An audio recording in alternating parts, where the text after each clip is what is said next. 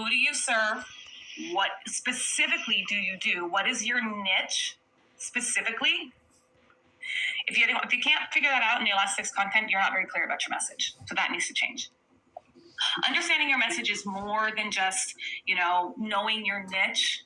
It's like, what are you telling your audience? What are your values, right? Where do you serve? Why do you do what you do? Who are you? What kind of stories are you telling? I'm a firm believer in storytelling. If you look at my content, you'll see it's storytelling. Facts tell, but stories sell. Stories reach the audience that you want. And by taking a look at your message and understanding who it is, what it is, and if you're telling your audience, you will get, you'll have more of a strategic approach to your content, right? And then you're actually going to start seeing the impact of what you're doing. It's going to maximize your efforts to an extreme that you've probably never seen before. So first up, like I said, is to define your message, know your message, be very clear. The second step is to find the who to receive your message. Has anyone ever read that book, Who, Not How? Anyone? It's a great book. Yeah? Okay. So here's the thing. My favorite thing about Who, Not How is who needs to listen to my message? Who needs to listen? Today, you need to listen to my message. That's why I'm here, right? So, but who is the who, right? Who is the who is going to help me spread my message? And that is more than just understanding your niche. It's really understanding who exactly is your client. I'm going to show you an example of my client avatar. And I'm not just talking about specifics. I am very, very clear. My client avatar has a very specific age range. She is a corporate professional, mid to executive level, self-employed or entrepreneur. That is what she is. She loves food. She loves wine. She supports small businesses. She decorates. Like, she loves to make a house a home. She's into playing tourists in their hometown. One of my favorite things to do. She is me, just so you know. That is my client avatar. I love to work with people who are like me because it's easier, right? I don't want everyone to speak exactly like me, communicate exactly like me, but I like people who are driven and ambitious and creative. That's what I like, right? And they also have to love dogs. They have to love dogs because I talk about my dog all the time. She'll probably come in here any minute and I'm gonna have to stop and pet her because that's what she wants and that's okay with me. All right. But she also loves health and fitness. That is a huge part of my identity. And I want to be able to relate because I am not in this business to have a transaction. I'm in this business to make relationships. And I want to be able to relate to people. And I'm very, very, very clear about who she is. And that's not saying that I won't work with people outside of this, but that's just saying that my message when I'm out there speaking online is talking to that person. That person is, are you a busy professional? Are you busy? I have some content here that I could probably share with you if we have time at the end, but are you a busy professional? Are you tired of trying to make decisions? Do you have decision fatigue, right? Because usually people who are in my client avatar, they're tired of making decisions. They don't want to do it anymore. They want to just trust someone else, AKA me and my system to handle the process. So I speak to that. Do you have decision fatigue, right? Very, very, very clear. So once you know what your message is, and once you know who is going to receive your message, you've got to talk to them everywhere. And I mean everywhere. I mean in your posts, in your blogs, in your newsletters, in your farming letters, in your ads, if you're spending ads, in your content on video. You need to be talking to them on video. We're going to get there. Video. Because without video, people aren't going to get to know who you are. In this market, we are definitely in a market we're in a niche market now. We're no longer generalists, right? Real estate can no longer be a commodity anymore. And unless you are making yourself a specialist, you are only a commodity. So you need to make sure you're speaking directly to your target and speaking the right message to them everywhere. And that is what's going to skyrocket your engagement. Now, I know this says Instagram engagement on here, but I want you to know that what I'm telling you is also good for Facebook. So maybe I should change this slide so it doesn't just say Instagram engagement because it doesn't weed out Facebook. But when you are doing these 3 things that I just told you, is going to skyrocket your engagement. Now, the thing I want to tell you about engagement is that is the most important metric on social media. It doesn't matter how many followers. Reach doesn't matter. Views don't matter. What matters is engagement. Because engagement is where you start to take people down the content funnel. Okay? Just like a sales funnel. Everyone understands a sales funnel, right? We all understand there's a sales funnel. People are at the top and they're a little further out. They come down here a little bit closer to making a decision, right? We all understand that. So I don't need to explain the sales funnel. But you need to understand that your content is the same thing. Just like the sales funnel, your audience is at different stages. I like to call the top of the funnel the awareness funnel. The awareness funnel is where people are discovering whether or not they know you. This is where they start to discover you.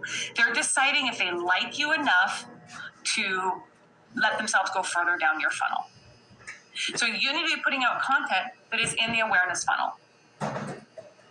80% of your content, I believe, should be awareness. And I actually have some examples of awareness here coming up, so you can ask. That's always a question I get. What's that mean? I'll show you in just a second. The second step to the funnel is what I call the interest funnel.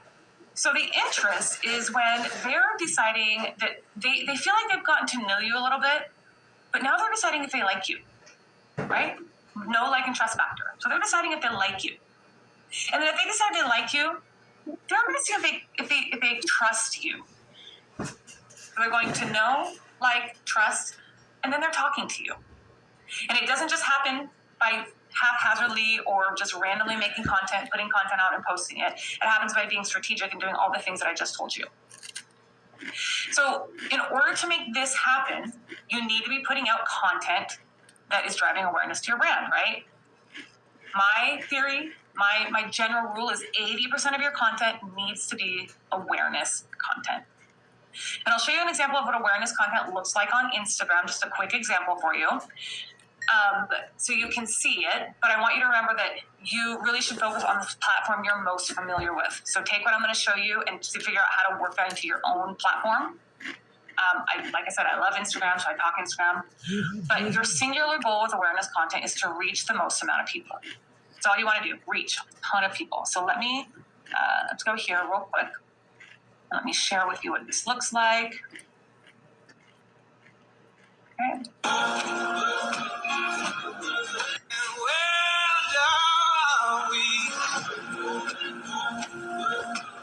This is awareness content because all it did was drive a ton of people to my brand, Lynea Carver.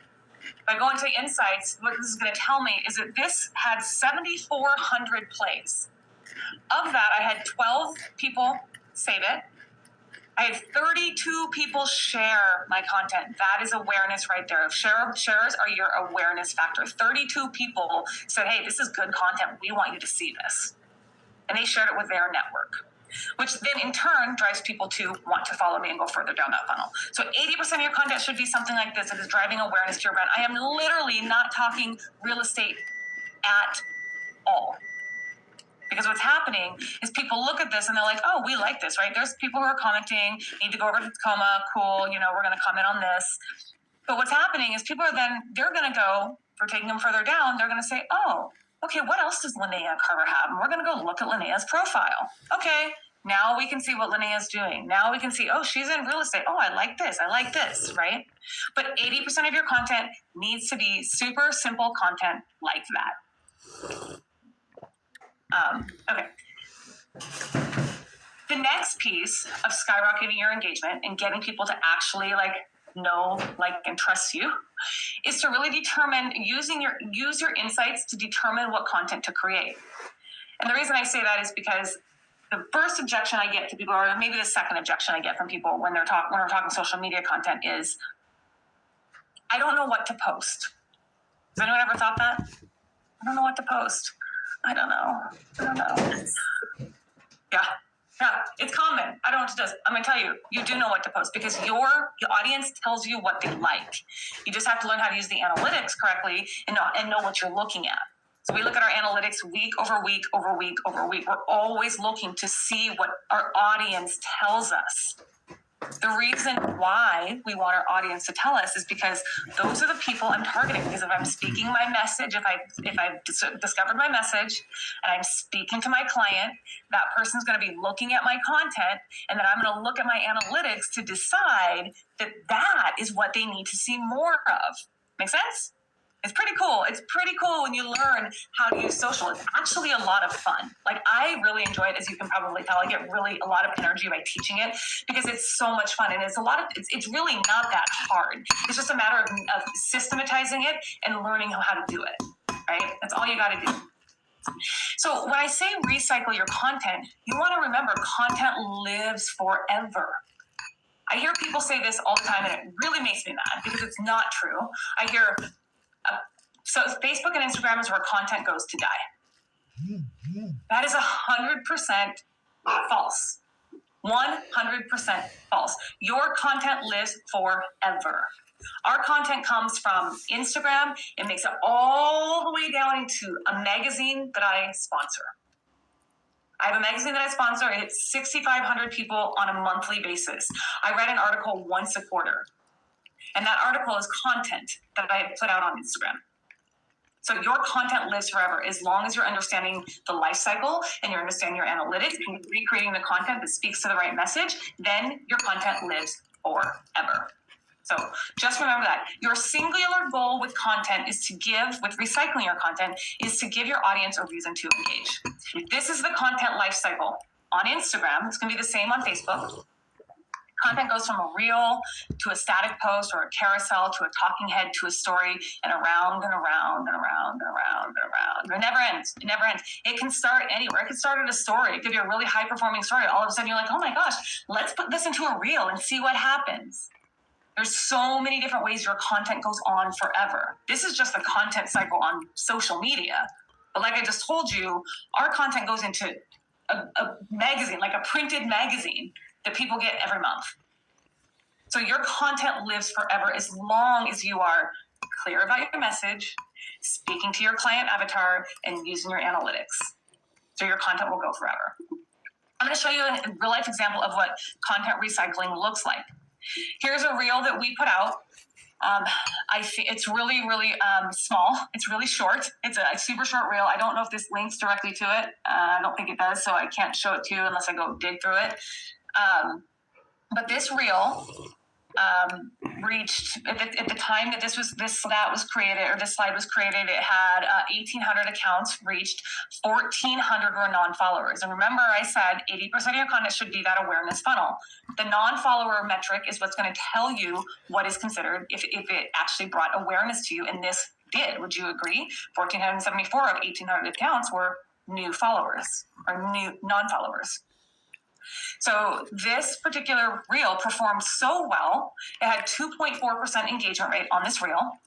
Just so you know, a fun little stat is that the average Instagram engagement rate is 1.6%. Real estate, unfortunately, is lower than average because I think there's a lot of reasons I think that. But the real estate average for engagement is 1.53%. So this particular reel reached 2.4% engagement, which is double what the almost double what the average Instagram engagement rate is. So we said, okay, we want this. We want to try this again. We want to see, like, this is called pros and cons of buying a house right now. And this reel was repurposed into a carousel. A carousel post is where you have more than one photo and you can scroll through them. That's a carousel because you can keep going. We repurposed this into a carousel. And the thing about a carousel, the whole point is that's the second and third layers of the funnel. You're not necessarily going to get a lot of followers from it. But what you really want to do is you want to find followers you already have and you want to talk to them, right? So now we're just talking to them in a different way. The first point of the reel was to grab awareness, which it did. The second point was to start talking to our people. So from here, literally, by the way, this here is the exact same caption as this. Nothing changed. Literally nothing changed about the caption, so I didn't even have to think about it. All we did was take the bullet points and put them into a carousel. And then this one reached 155 accounts. 141 of those reach were my followers. It's exactly what we want. But the cool part is that engagement came from more non-followers. So even though we reached more of our followers, we still got engagement from our non-followers. That is a sign of good content. That's because people like it. So what did we do? We said, okay, we want this to go on. So we put this into a story. I know a lot of people out there are asking whether or not it's time to buy a house, mostly because of interest rates, there's fear of the market crashing, all these things are really outside of our control. So I wanted to share with you some pros and cons of buying a house, and then what I think is the actual answer of, is it time to buy a house? So first of all, so this is literally me reading the caption, by the way. Just read the caption. And I put it into a story. And this is, I know a lot of people out there, your stories on Instagram can be 1 minute total. So this is a series of 3 stories. So it ended up being like a 3-minute video. And it kept people captive for all 3 stories. So we're just showing you the clip of one of them right now. But we had 53 viewers on all 3 stories. And one of our viewers was actually a non-follower, which is a good sign because your stories are really where you convert.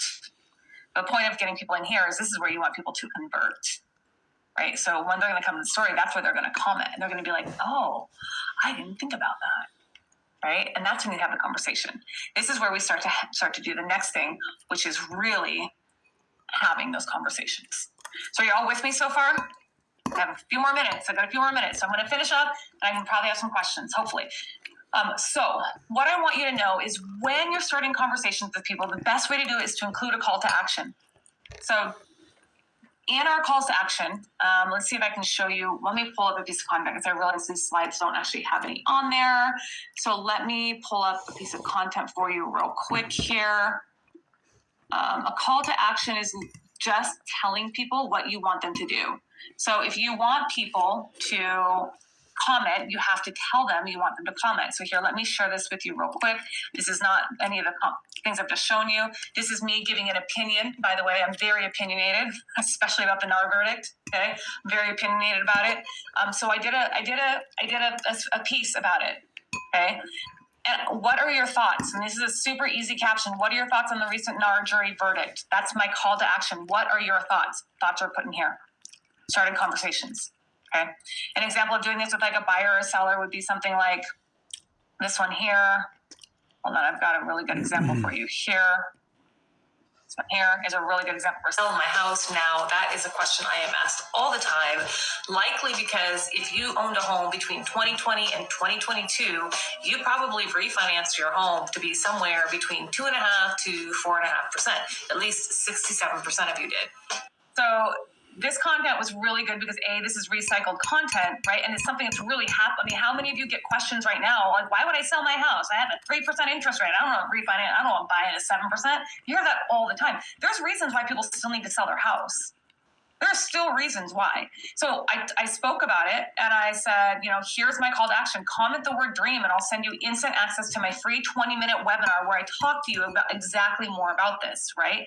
And then my comment even said, let me know your thoughts. Do you agree or disagree? I'm telling them I want a conversation. Very clear about it. So Andrew comes in and Andrew says, hey, I watched your video. What's your theory behind the 20% increase in home values that you think are going to happen next summer? This is a great conversation. So I told him, here's my response. And he said, great, this is a great response. I have another question. So I said, okay, here's your other question. He wanted to know the average home value is $500,000. Well, yeah, you're looking in Seattle. Of course it is. It's higher than that. It's like in some areas it's 1.2 million is the average, right? So for me, I'm looking at this, I'm like, okay, well, this is more content. So you got to pay attention to your analytics. Andrew is telling me he is obviously he is obviously one of my people. If he wasn't one of my people, he wouldn't have commented on my page. He wouldn't have commented. So Andrew has told me exactly what he wants to know more about. So did I go and create more content for Andrew? Absolutely. So what do I want to create? Cool. Andrew just told me. So once you start talking to them everywhere, because you have calls to action, you want to automate your conversation. So I'm going to show you a little bit about how that looks. So when you're turning followers into leads, the best way to do it is in stories. And we like to do it in what we call virtual open houses. So virtual open houses is super easy. If you know how to post a story on Instagram or Facebook, you go in, you post a nice pretty picture, and you ask questions like this. Virtual open house tours, do you want to join us? And we're going to let people opt into our mailing list. Because we're going to say, yep, right? Cool. What price point do you want to see homes in? I want to see homes between 800 and to $1 million. Because my ideal price point is 800,000 or higher. We put the other options in there just because. But what I'm really trying to do with this is I'm trying to see who in my audience might be in my buyer pool. 800,000 plus. Cool. I'm going to look at that. What's the most important to you in buying a home? Kitchen. Cool. Great. What city do you want to look in? Tacoma. Great. So your people have just now told you, I'm going to opt in, or they might skip that part. They usually do. But then they're going to select because they like a choice. They're going to be like, oh, I want to see this home. I want to look at pretty homes that are $1 million plus. Cool. I like pretty kitchens. I like Tacoma. So then what I'm going to do is I'm going to go and I'm going to find those houses because I'm in real estate, right? So I'm going to go and I'm going to look at the pretty houses that are $1 million with pretty kitchens in Tacoma. And I'm going to post them in my stories the next day. And I'm going to tag that person in my post. And this is what happens. People say, okay, look at this. Here's this one. My mom is moving to Everett. We need you to help us find a house. Here's the house, ASAP. Great. Did I write an offer on that house? Yes. Did I sell that house? Yes. Monetized right there. That is, what was that house? I think it was like 600 and some odd thousand or something like that. It was, what is that, $15,000? Okay, cool. I just made $15,000 from Instagram. This one here. Hey, you voted on my poll. So she went in, she voted on one of these polls that we put up here. And I started the conversation. I said, hey, thank you for voting on my poll. Thank you for doing that. That's it. How are you doing? That's it. That's all I said. Hey, I'm doing well. We're merging 2 households. Look at all this information she's giving me. We want this from our clients all the time. What's your situation? Look at all this information she's giving me. She has a mom. She has a house she has to sell in Portland. She's merging 2 households, trying to figure out how they're going to get her mom into her household. She doesn't actually have, this is what I found out, she doesn't actually have room in her current house for her mom to live there. So what do I need to do? A, send a referral to an agent in Portland. Cool. Made a referral free from that. And also helped another agent make money off Instagram. Okay. Then I have to help her sell her house and help them buy a new house. 3 transactions from Instagram. Here's another one. The screenshot's weird, but anyway, this one, she's in my sphere. I already knew her. That's why I say it doesn't matter if you have 100 followers or 10,000 followers. You have people in your sphere right now who you're not picking up the phone and calling because you don't want to, which is cool. I don't like to call people in my sphere randomly and ask them for business either. So I do it on social media. I'm like, hey, you voted on one of my polls. The price, it was a guess the price. It was very similar to this, but instead of the options here, we did guess the price. So that's what we did. We did guess the price poll. She opted wrong, but I basically said, it's interesting how many people from out of state underestimated the prices here. Because people think prices here are really cheap. And I'm like, no, we're like the second highest market on the West Coast. We're actually really expensive. But anyway, she's like, I should have known better. And then she's like, she's telling me my aunt is looking for a home here. She's just moving back from Minnesota. Hello? Right? Great. It's a complete shell shock. When is she moving? Right? So I'm qualifying my people online. So whether or not they come and we have we're signing a contract on Instagram, they're being qualified on Instagram. So now it's made my life easier. And now I don't have to have the conversation. But if you want to automate your conversations, you can. So I have if any of you are super into technology and automations, I'm going to tell you the automation stack that literally changed my life, and add this to your stack right now. If you love technology and you're on Facebook and Instagram, add ManyChat, link ManyChat directly to your IDX feed, and link that directly to your CRM. Because what's going to happen is things like this. You're going to put a post out there. You're going to have a really strong call to action like I just told you to do. And you're going to say, do you want to know what your home is worth in today's market on a post like this? Yeah, of course I do. All I want you to do is comment value. Make it easy. Don't tell them to ask a question. Don't tell them to DM you. Tell them exactly what you want them to do. It makes it easier. People don't like to think. They don't like to think. They just want to be told what to do. It's really easy. I do it. You do it the same way. I'm the same way. I'm like, cool, if I'm on social media, just tell me what to do. Click here. Cool. I'm going to click here. That's what we do. You have the science of social media, right? People are in a hurry. So comment value, and I'll send a market report over. So she comments the word value, and guess what happens? She gets an automation. I didn't do this. There's an automated text that went right back out to her and said, here, go ahead and click here. This takes her directly to HomeBot, which is a completely other topic I'd love to talk about, but it takes her directly to HomeBot. So now she's in HomeBot, and every month she's getting an updated market value from me. Pretty cool, huh? The other cool thing is like when you start to see things like this come through. It's an exact example of speaking my message and being very clear. I want people who are looking to sell and buy. I don't want just one. I want more to do on multiple levels. So when you get stuff like this, my husband has this wacky idea. We should sell our house and do this. Ha, ha, ha. What do you think? Okay? She's telling me exactly what I want to know.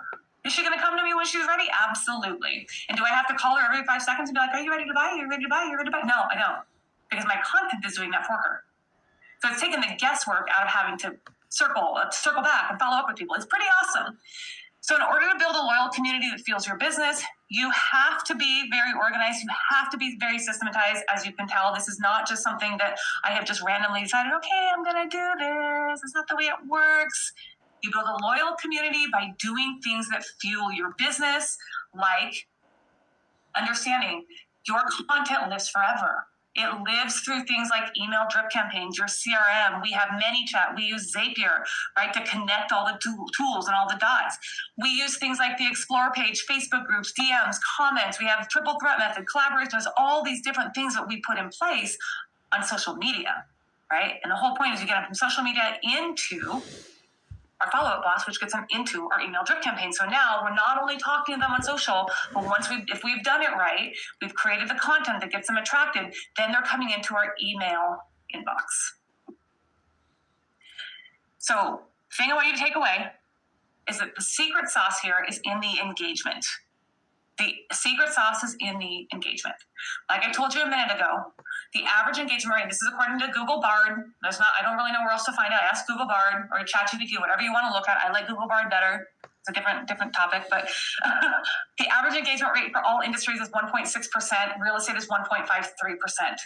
We use Metricool to take a look at what we use for our social media. Our average engagement rate is 21%, 20 times higher than the average engagement rate. And the reason why is because of all these things that I just showed you. Your virtual open houses, your automated conversations, talking to your target audience. That is why we do that. So that is what I hope you got away from today. The big key takeaways here are this. Know your strategy, know your target audience. Create content for them. Let them tell you what they want to see, and then do it. Don't just use your analytics and just be like, oh, cool. But I heard someone the other day say, education without implementation is just entertainment. Education without implementation is just entertainment. So educate yourself and implement it, right? Automate your conversations, and then understand that the most important metric to pay attention to is engagement. There we go, 40 minutes. Perfect.